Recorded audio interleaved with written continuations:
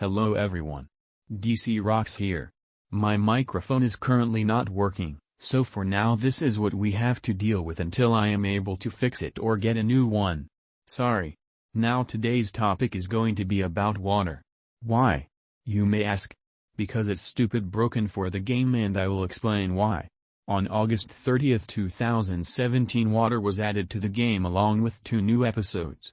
The reason this is important is because to understand why water needed a buff in the first place, you had to know the state it was in at the time. Compared to other powers, water was actually significantly weaker than other powers like Rage or Atomic by a large margin, simply because it had bad base damage and also no damage boost supercharge or multiplier supercharge, which means it was always going to be a bottom to mid-tier power. However, on November 18, 2025, by the time the new developers came along, they buffed water massively across the board, and ever since then it has been a top-tier power, but only really because of one move specifically called Tsunami Strikes. As you can see, not only did they buff its second combo attack by a ridiculous amount, but they also gave it faster animation speed and a free bubble at the end of its combo, which gives a chance at it doing more damage. However, those are not the parts that break the ability. In fact, I actually agree with them for the most part except the damage. But what is the most broken part about Tsunami Strikes is that its damage only splits at 4 targets or more. I'll put a basic formula for how split damage works on screen, but essentially if your ability has an AO and it hits multiple targets, if it's programmed to split at 2, the damage will split an even 50-50 between both targets. However, if it only splits at 4, you do the same amount of damage to both.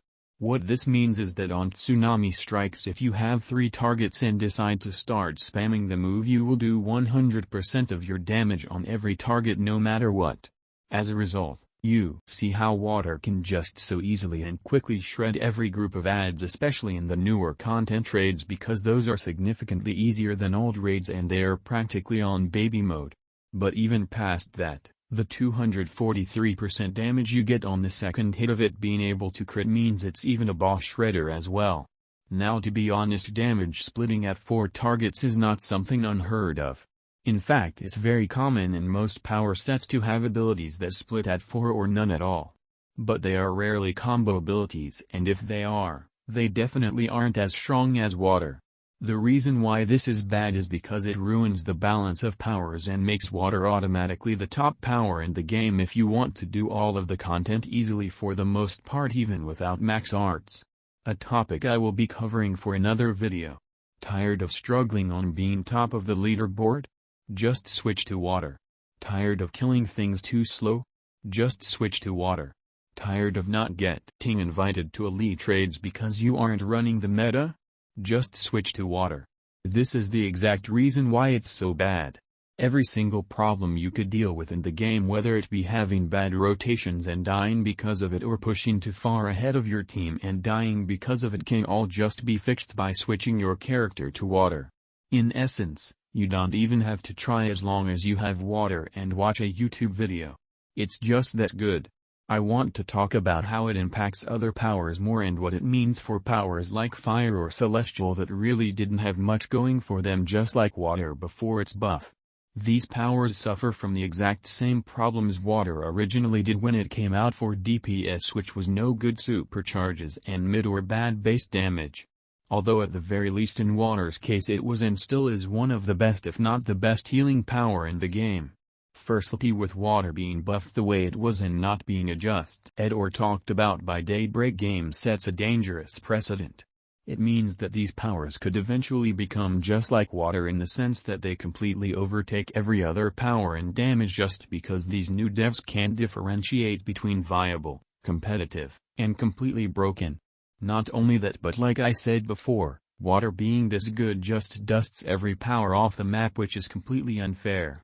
Now, there are always going to be very good powers like electric or gadgets, but if you have a power that takes no skill no matter what and requires almost no setup and still does nearly double the damage in high-tier raids against other competitive powers, this is what makes it unfair.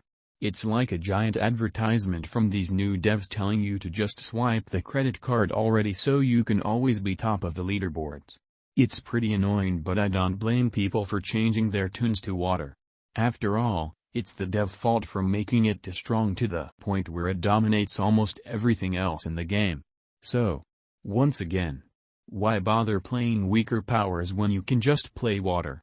Also, I don't know about you, but I don't like booting up a raid just to get completely outclassed by water just because I'm not using that setup and I'm using my own.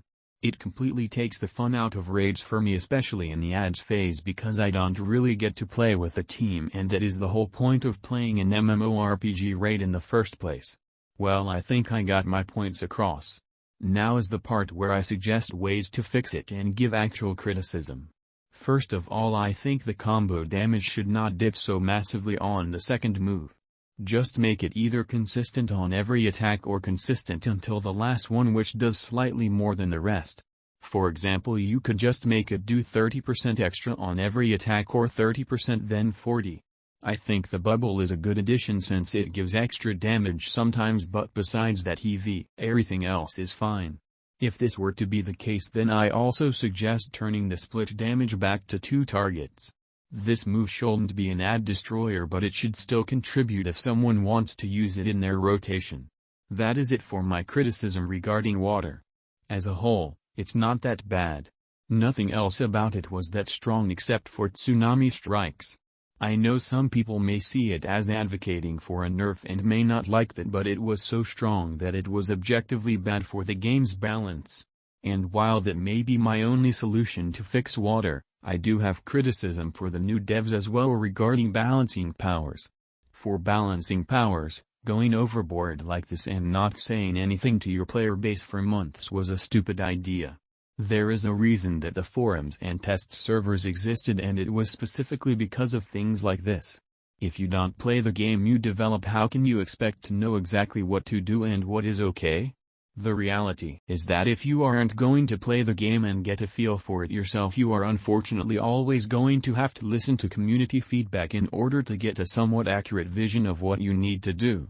Listening to community feedback can oftentimes be shaky because they aren't always going to know what's best for the games themselves, me included.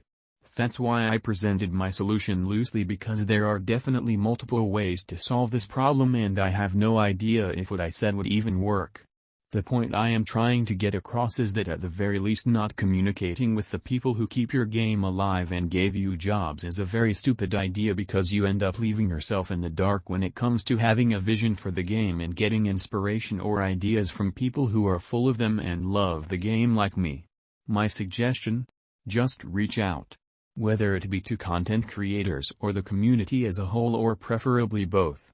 I think a lot of people would agree with me as I'm saying this. Remaining ambiguous does nothing but make you lose trust with the player base you are supposed to be developing a game for.